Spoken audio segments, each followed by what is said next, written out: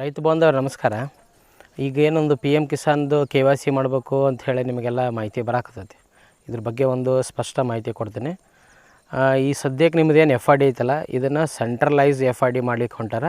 So ಅದಕ್ಕಾಗಿ ನಿಮ್ಮ ಸಮ್ಮತಿ ಬೇಕಾಗೈತಿ. ಅದಕ್ಕೋಸ್ಕರ KYC ಮಾಡಬೇಕು ಒಂದು. ಆಮೇಲೆ ಈಗಾಗಲೇ ಪಿ ಎಮ್ ಕಿಸಾನ್ದವ್ರದ್ದು ಏನು KYC ಪೆಂಡಿಂಗ್ ಅಂತ ಉಳಿದಿರ್ತಾವೆ, ಅದು ಕೂಡ ಇದೇ ಒಂದು ಮೆಥಡ್ ಒಳಗೆ ಕೂಡ ಆಗ್ತೈತಿ. ಇವಾಗೆ ಅದು ಕೂಡ KYC ಮಾಡಬೇಕಾಗ್ತೈತಿ. ಎರಡನೇದು, ಮುಂಬರುವ ದಿನಗಳಲ್ಲಿ ನಿಮಗೆ ಯಾವುದೇ ಕ್ರಾಪ್ ಇನ್ಶೂರೆನ್ಸು, ಪಿ ಎಮ್ ಕಿಸಾನ್ದು ಹಣ ಮತ್ತು ಕೇಂದ್ರ ಸರ್ಕಾರದ ಯಾವುದೇ ಸಬ್ಸಿಡಿ ಹಣ ಬರಬೇಕಂದ್ರೆ ಈಗ KYC ಮಾಡೋದು ಅತಿ ಅವಶ್ಯ ಆಗಿರ್ತೈತಿ.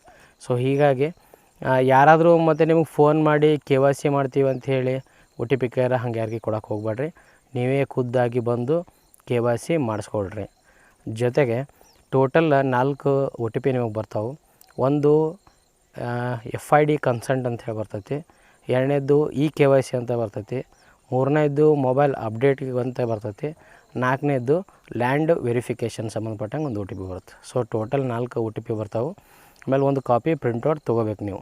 ಸೊ ನಿಮಗೆ ಹಂಗೇನಾರ ಡೌಟ್ ಇತ್ತು, ನಿಮಗೆ ಅರ್ಥ ಆಗಲಿಲ್ಲ ಅಂತಂದ್ರೆ ನಮ್ಮ ಆಫೀಸಿಗೆ ಬರ್ರಿ, ನಿಮಗೆಲ್ಲ ನೀಟಾಗಿ ಕ್ಲಿಯರಾಗಿ ಮಾಡಿಕೊಡ್ತೀವಿ. ಆಮೇಲೆ ಇನ್ನೊಂದು ಏನು ಮಿಸ್ಟೇಕ್ ಆಗತ್ತೈತೆ ನಿಮ್ಮ ಕಡೆಯಿಂದ ಅಂದ್ರೆ ಅವಸರು ಮಾಡಿಕೊಂಡು ನೀವು ಏನೋ KYC ಮಾಡೋಕ್ಕೆ ಹೋಗ್ತೀರಿ. ಸೊ ನೀವು ನೀಟಾಗಿ ನಿಮ್ಮ ಲ್ಯಾಂಡ್ ಎಷ್ಟೈತಿ, ನಿಮ್ಮ ಹೊಲ ಇದ್ದಷ್ಟು ಆ FID ಒಳಗೆ ಅದಾವ ಇಲ್ಲೋ ಅವನ್ನೆಲ್ಲ ಪರಿಶೀಲನೆ ಮಾಡಿ KYC ಮಾಡ್ಬೇಕಾಗ್ತೈತಿ. ಅದಕ್ಕೆ ದಯವಿಟ್ಟು ಅವಸರು ಮಾಡೋಕ್ಕೆ ಹೋಗ್ಬೇಡ್ರಿ. ಇಮಿಡಿಯೇಟ್ ನಿಮ್ಮ ಲ್ಯಾಂಡ್ ಎಲ್ಲ ಚೆಕ್ ಮಾಡ್ಕೋಬೇಕು. ಕೆಲವು ಕಡೆ ನಂಬಲ್ಲಿ ರೈತರು ಬಂದಾರ, ಅವ್ರು ಲ್ಯಾಂಡೇ ಇಲ್ಲ, KYC ಮಾಡಿಸ್ಬಿಟ್ಟಾರ. ಸೊ ಆ ಥರ ಆಗೋದು ಬೇಡ. ಕಂಪಲ್ಸರಿ ಲ್ಯಾಂಡ್ ಐತಿಲ್ಲ ಅಂತ ಚೆಕ್ ಮಾಡ್ಕೊಳ್ಳೇಬೇಕು.